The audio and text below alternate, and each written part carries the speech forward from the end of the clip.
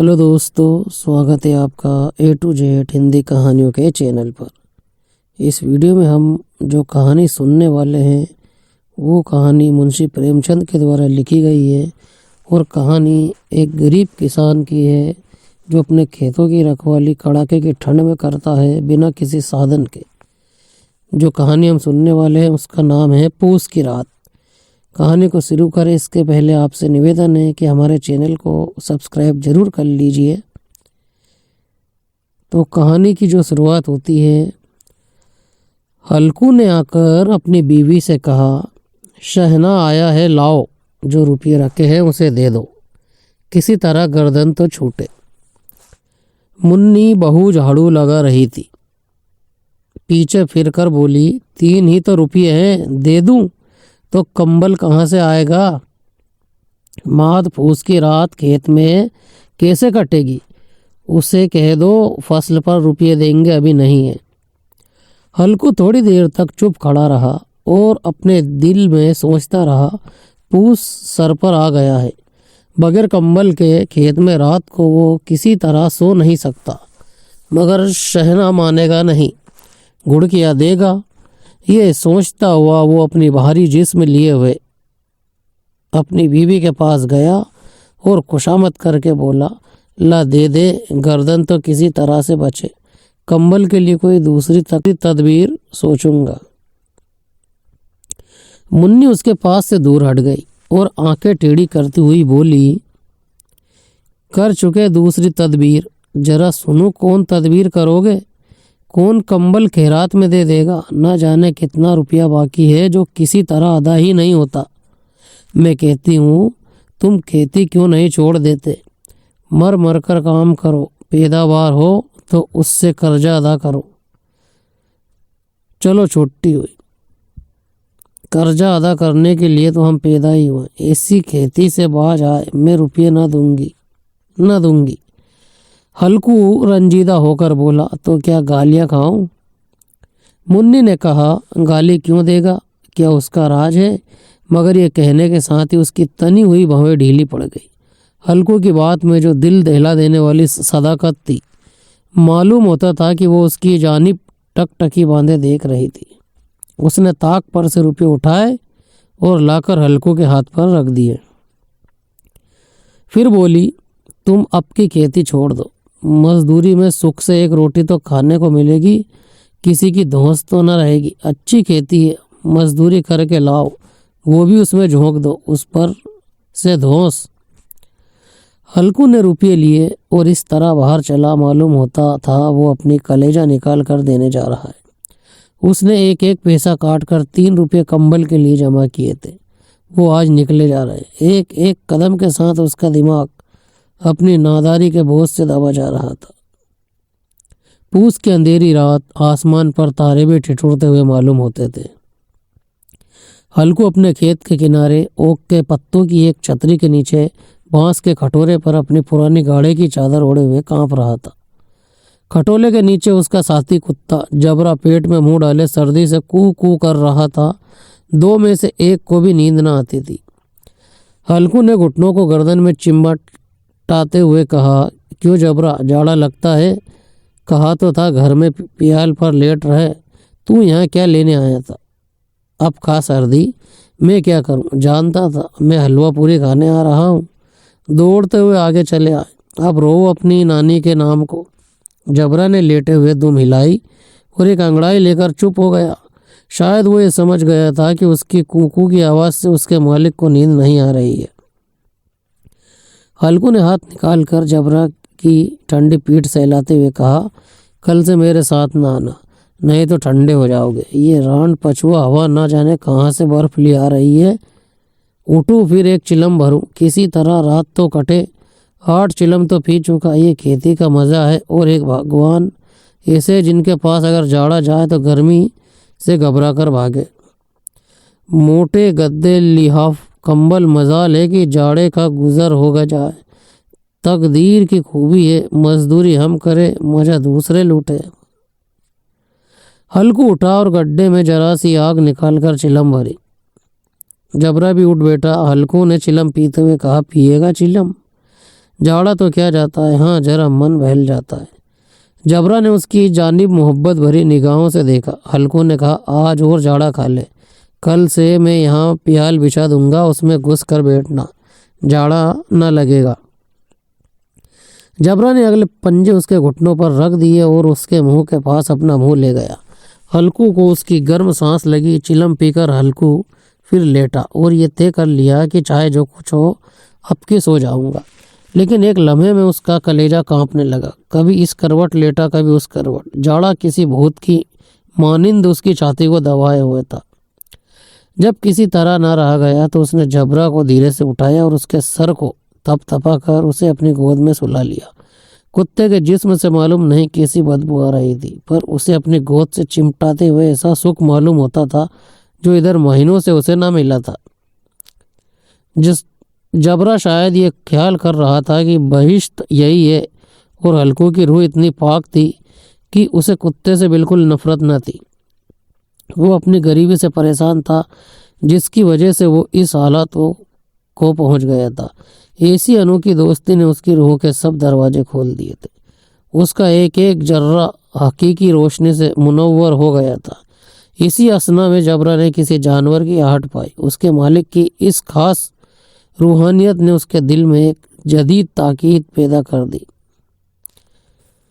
जो हवा के ठंडे झोंकों को भी ना चीज समझ रही थी। वो झपट कर उठा और छपरी से बाहर आकर भौंकने लगा। हल्कू ने उसे कई मरतबा पुचकार कर बुलाया, पर वो उसके पास न आया। खेत में चारों तरफ दौड़ दौड़ कर भौंकता रहा। एक लम्हे के लिए आ भी जाता तो फौरन ही फिर दौड़ता। फर्ज की अदायगी ने उसे बेचैन कर रखा था। एक घंटा गुजर गया। सर्दी बढ़ने लगी। हल्कू उठ बैठा और दोनों घुटनों को छाती से मिलाकर सर को छुपा लिया। फिर भी सर्दी कम न हुई। ऐसा मालूम होता था कि सारा खून मुंजामिद हो गया है। उसने उठकर आसमान की जानिब देखा। अभी कितनी रात बाकी है। वो 7 सितारे जो कुतुब के गिर्द घूमते हैं अभी अपना निस्फ दौरा भी खत्म नहीं कर चुके। जब वो ऊपर आ जाएंगे तो कहीं सवेरा होगा। अभी 1 घड़ी से ज़्यादा रात बाकी है। हल्कू के खेत से थोड़ी देर के फासले पर एक बाग था। पतझड़ शुरू हो गई थी। बाग में पत्तों का ढेर लगा हुआ था। हल्कू ने सोचा, चलकर पत्तियां बटोरूं और उनको जलाकर खूब तापूं। रात को कोई मुझे पत्तियां बटोरते देखे तो समझे कि कोई भूत है। कौन जाने कोई जानवर ही छुपा बैठा हो। मगर अब तो बेटे नहीं रहा जाता। उसने पास के अरहर के खेत में जाकर कई पौधे उखाड़े और उसका एक झाड़ू बनाकर हाथ में सुलगता हुआ उपला लिए बाग की तरफ चला। जबरा ने उसे जाते देखा तो पास आया और दुम हिलाने लगा। हल्कू ने कहा, अब तो नहीं रहा जाता जबरा, चलो बाग में पत्तियां बटोर कर तापे। ठंडे हो जाएंगे तो फिर आकर सोएंगे, अभी तो रात बहुत है। जबरा ने कूकू करते हुए अपने मालिक की राय से मुवाफिकत जाहिर की और आगे आगे बाग की जानिब चला। बाग में घटाटोप अंधेरा छाया हुआ था। दरख्तों से शबनम की बूंदें टप टप टपक रही थी। यका यक एक झोंका मेहंदी के फूलों की खुशबू लिए आया। हल्कू ने कहा, कैसी अच्छी महक आई जबरा, तुम्हारी नाक में भी कुछ खुशबू आ रही है।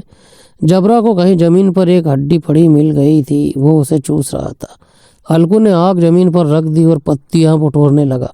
थोड़ी देर में पत्तों का एक ढेर लग गया। हाथ ठिठुरते जाते थे, नंगे पांव गले जाते थे और वो पत्तियों का पहाड़ खड़ा कर रहा था। उसी अलाव में वो सर्दी को जलाकर खाक कर देगा।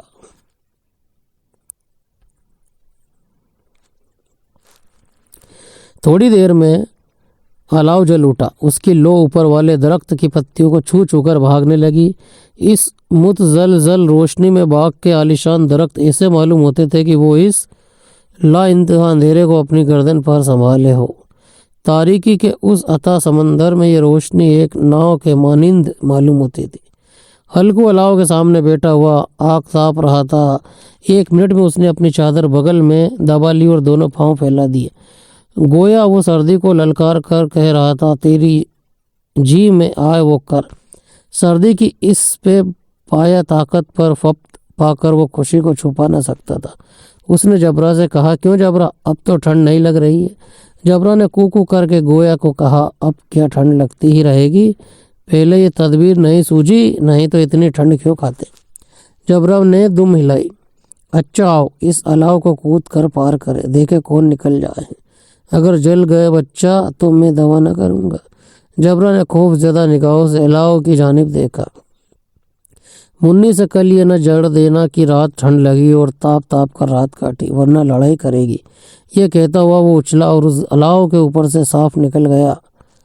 पैरों में जरा सी लिपट लग गई पर वो कोई बात न थी। जबरा अलाव के गिर्द घूमकर उसके पास खड़ा हुआ। हल्कू ने कहा चलो चलो इसकी सही नहीं, ऊपर से कूद कर आओ। वो फिर कूदा और अलाव के उस पार आ गया। पत्तियां जल चुकी थी, बगीचे में फिर अंधेरा छा गया था। राख के नीचे कुछ कुछ आग बाकी थी जो हवा का झोंका आने पर जरा जाग उठती थी, पर एक लम्हा में फिर आंखें बंद कर लेती थी। हल्कू ने फिर चादर ओढ़ ली और गर्म राख के पास बैठा हुआ एक गीत गुनगुनाने लगा। उसके जिस्म में गर्मी आ गई थी, पर जू जू सर्दी बढ़ती जाती थी उसे सुस्ती दबा लेती थी। दफ्तन जबरा जोर से भौंक कर खेत की तरफ भागा। हल्कू को ऐसा मालूम हुआ कि जानवर का एक गोल उसके खेत में आया। शायद नीलगाय का झुंड था। उनके कूदने और दौड़ने की आवाज़ें साफ कान में आ रही थी। फिर ऐसा मालूम हुआ कि खेत में चल रही हैं। उसने दिल में कहा, हु जबरा के होते हुए कोई जानवर खेत में नहीं आ सकता। नोच ही डाले। मुझे वहम हो रहा है, कहाँ अब तो कुछ सुनाई नहीं देता। मुझे भी कैसा धोखा हुआ। उसने जोर से आवाज़ लगाई, जबरा जबरा। जबरा भौंकता रहा, उसके पास न आया। जानवरों के चरने की आवाज़ चर चर सुनाई देने लगी। हल्कू अब अपने को फरेब न दे सका, मगर उसे उस वक्त अपनी जगह से हिलना जहर मालूम होता था। कैसा गरमाया हुआ मज़े से बैठा हुआ था। इस जाड़े के पाले में खेत में जाना, जानवरों को भगाना, उनका तवाकुब करना उसे पहाड़ मालूम होता था। अपनी जगह से ना हिला। बैठे बैठे जानवरों को भगाने के लिए चिल्लाने लगा, लिहो लिहो हो हा हा। मगर जबरा फिर भौंक उठा। अगर जानवर भाग जाते तो वो अब तक लौट आया होता। नहीं भागे, अभी तक चल रहे हैं। शायद वो सब भी समझ रहे हैं कि इस सर्दी में कौन बीदा है जो उनके पीछे दौड़ेगा। फसल तैयार है। कैसी अच्छी खेती थी। सारा गांव देख देख कर चलता था। उसे ये अभागे तबाह किए डालते हैं। अब हल्कू से ना रहा गया। वो पक्का इरादा करके उठा और 2-3 कदम चला। फिर यकायक हवा का ऐसा ठंडा चुभन वाला झोंका आया, बिच्छू के डंग सा झोंका लगा। वो फिर बुझते हुए अलाव के पास आ बैठा और राख को कुरेद कुरेद कर अपने ठंडे जिस्म को गरमाने लगा। जबरा अपना गला फाड़े डालता था। नील गाय खेत का सफाया किए डालती थी और हल्कू गर्म राख के पास बेहिस बैठा हुआ था। अफसर सुदगी ने उसे चारों तरफ से रस्सी की तरह जकड़ लिया था। आखिर वही चादर ओढ़कर सो गया। सवेरे जब उसकी नींद खुली तो देखा चारों तरफ धूप फैल गई है और मुन्नी खड़ी कह रही है कि आज सोते ही रहोगे तुम। यहाँ मीठी नींद सो रहे हो और उधर सारा खेत चौपट हो गया। सारा खेत का सत्यानाश हो गया। भला कोई ऐसा भी सोता है? तुम्हारे यहाँ मंडिया डालने से क्या हुआ? हल्कू ने बात बनाई, मैं मरते मरते बचा। तुझे अपने खेत की पड़ी है। पेट में ऐसा दर्द उठा कि मैं ही जानता हूँ।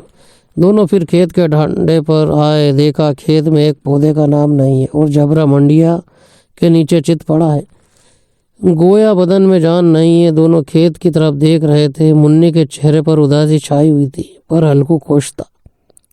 मुन्नी ने फिक्रमंद होकर कहा, अब मजूरी करके माल गुजारी देनी पड़ेगी। हल्कू ने मस्ताना अंदाज से कहा, रात को ठंड में यहाँ सोना तो न पड़ेगा। मैं इस खेत का लगान न दूंगी, ये कह देती हूँ। जीने के लिए खेती करते हैं, मरने के लिए नहीं करते। जबरा अभी तक सोया हुआ है, इतना तो कभी ना सोता था। हाथ जाकर शहना से कह दे, खेत जानवर चर गए, हम एक पैसा न देंगे। रात बड़े गजब की सर्दी थी। मैं क्या कहती हूँ, तुम क्या सुनते हो? तू गाली खिलौने की बात कह रही है। शहना को इन बातों से क्या सरोकार? तुम्हारा खेत चाहे जानवर खाए, चाहे आग लग जाए, चाहे ओले पड़ जाए, उसे तो अपनी माल गुजारी चाहिए। तो छोड़ दो खेती। मैं इसी खेती से बाज आई। हल्कू ने मायूसाना अंदाज से कहा, जी मन में तो मेरे भी यही आता है कि खेती बाड़ी छोड़ दूं। मुन्नी, तुझसे सच कहता हूँ, मगर मजूरी का ख्याल करता हूँ तो जी घबरा उठता है। किसान का बेटा होकर अब मजदूरी ना करूँगा, चाहे कितनी ही दुर्गत हो जाए। खेती का मर्जाद नहीं बिगाड़ूंगा। जबरा जबरा क्या सोता ही रहेगा, चल घर चले। कहानी यही समाप्त हो जाती है और मुंशी प्रेमचंद ने इस कहानी के जरिए तमाम उन गरीब किसानों के हालात को बयां किया है जो बड़ी मुश्किल से अपना जीवन गुजारा करते हैं और गरीबी इतनी होती है कि तन पे कपड़े तक नसीब नहीं होते हैं और केवल प्राकृतिक साधनों के सहारे ही अपने आप को जीवित रखते हैं। यदि आपको ये कहानी पसंद आई है तो इसे लाइक और शेयर कीजिए। चैनल पर यदि आप नए हैं तो सब्सक्राइब जरूर कर लीजिए। धन्यवाद।